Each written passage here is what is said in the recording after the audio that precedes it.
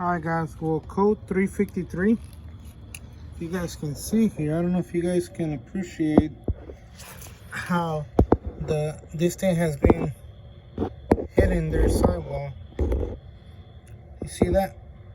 That's not normal. And then if you grab it,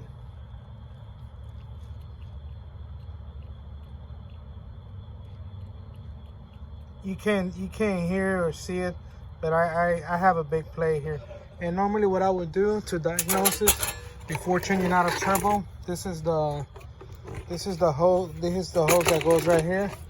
You would just remove this. When it's in your truck, remove this hose off of there and inspect this right here. If you have that much play,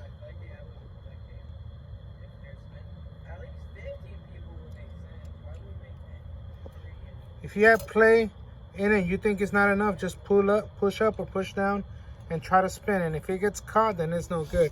But you can tell right there where it's been spinning. This is code 353.